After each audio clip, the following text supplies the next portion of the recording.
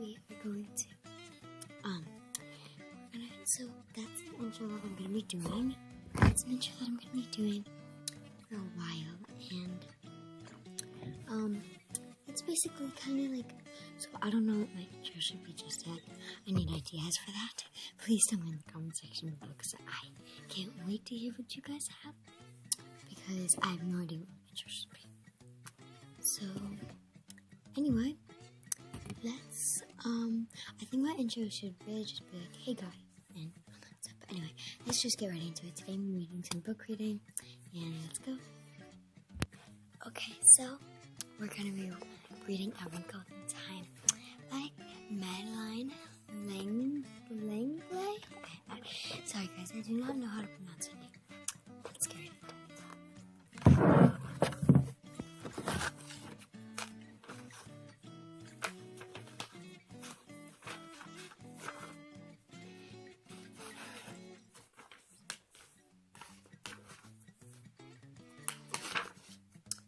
Miss What's It? It was a dark and stormy night. In her attic bedroom, Margaret Murray, wrapped in an old patchwork quilt, sat on the foot of her bed and watched the trees tossing in frenzied lashing of the wind.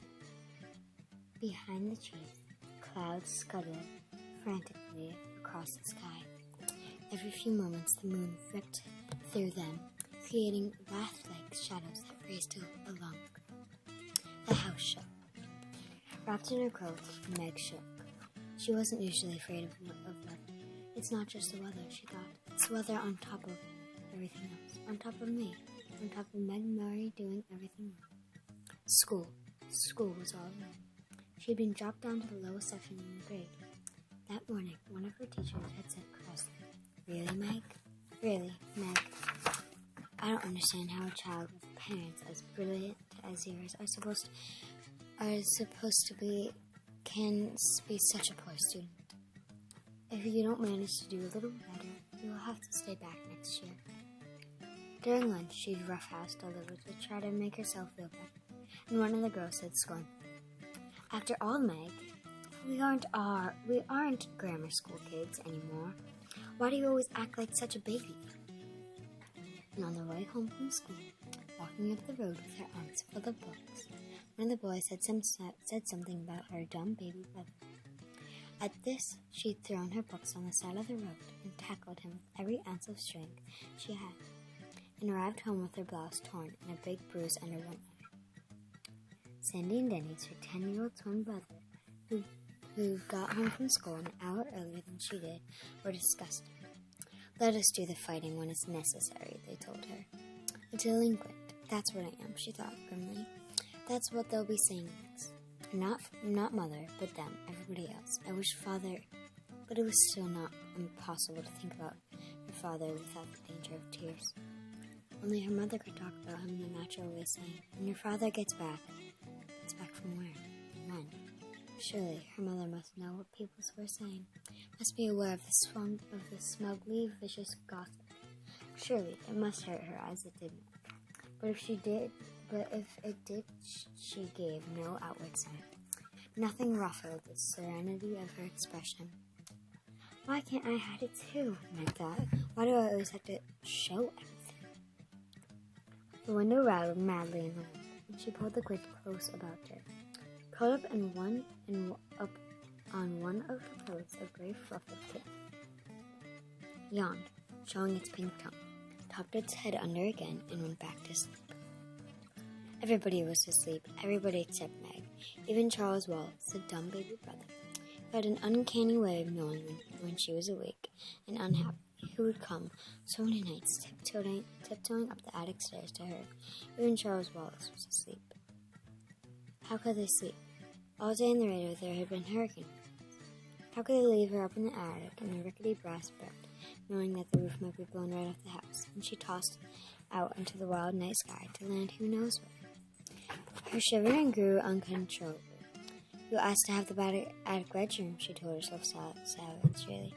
"Mother let you have it because you're the oldest. It's a privilege, not a punishment. Not during a hurricane, it isn't a privilege," she said aloud. Sorry about that. That was my dog.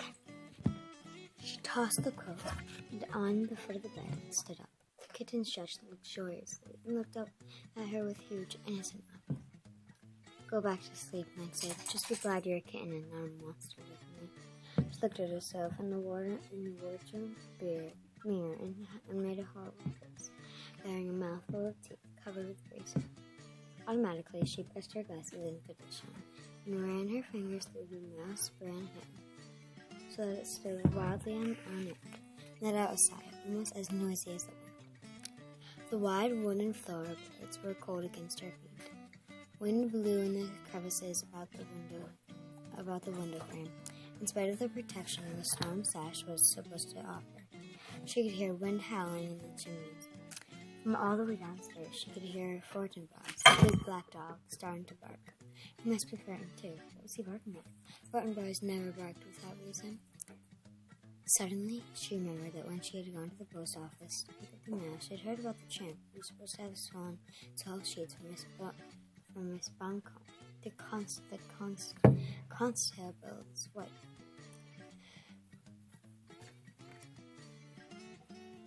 Sorry, I lost my place. They hadn't caught him, and maybe he was headed for Limbo's last week, isolated on a back road of pet. This time, maybe he'd be after more than sheets.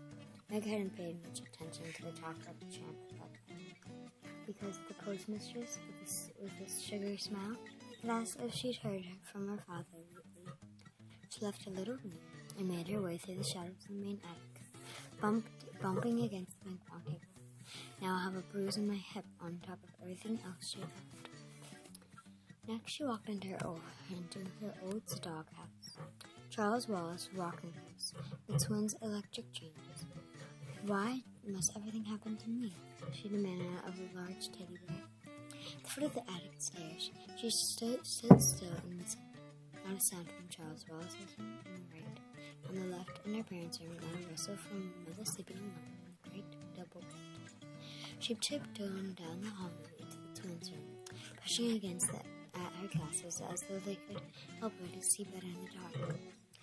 Denise was snoring. Sandy murmured something about baseball and subsided. The twins didn't have any problems.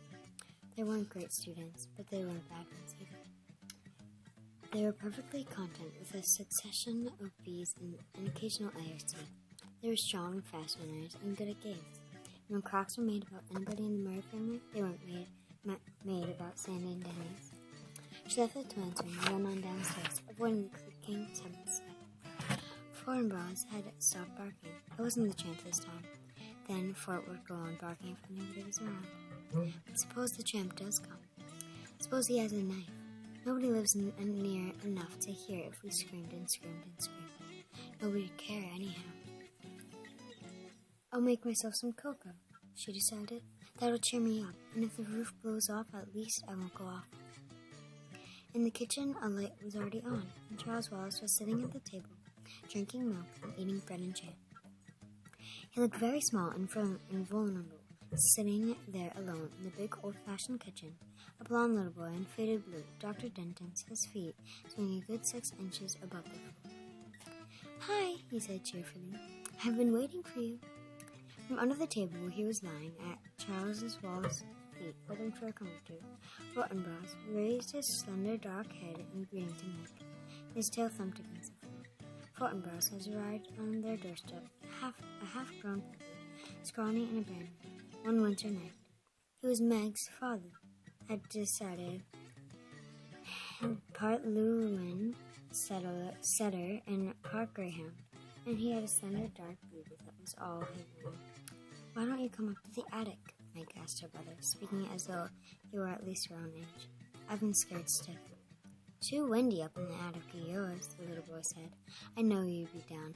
I put some milk on the stove for you. It ought to be hot by now. How did Charles always know about her? How could he always tell? He never knew or seemed to care what Denny's or Sandy's were thinking. It was his mother's mind and Meg's that he probed with frightening accuracy. It was because people were a little afraid of him that they would whisper about the Murray's youngest child, who was rumored not to be quite bright. I heard that clever people often have some normal children. Meg had once overheard the 2 boys seemed to be nice. Regular children, but that unattractive girl and the baby boy certainly aren't all there. It was true that Charles Wallace seldom spoke when anybody was around,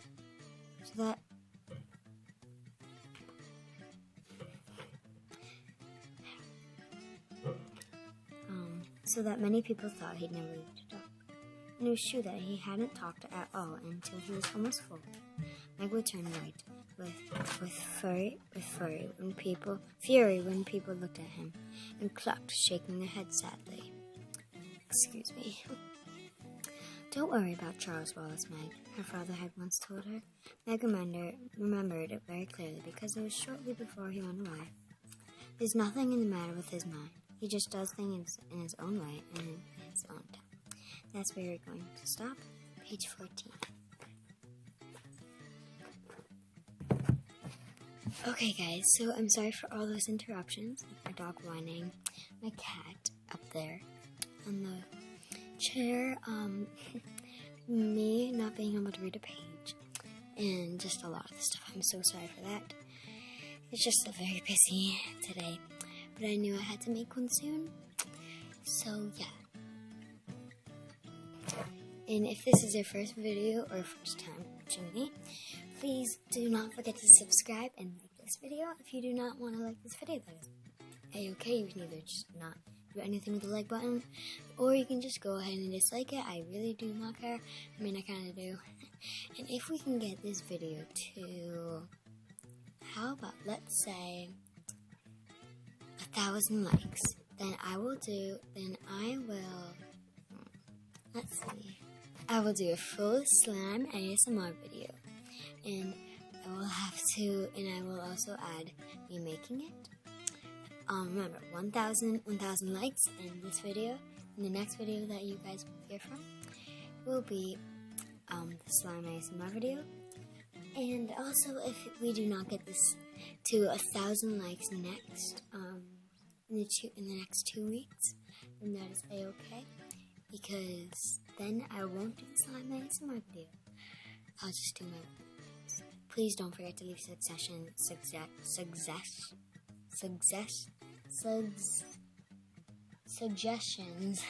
down below. I'll try to get back to your comments as soon as possible. Don't forget to leave suggestions about my intro because I have no idea what to do yet. Thank you guys. I hope you have a wonderful day. Bye.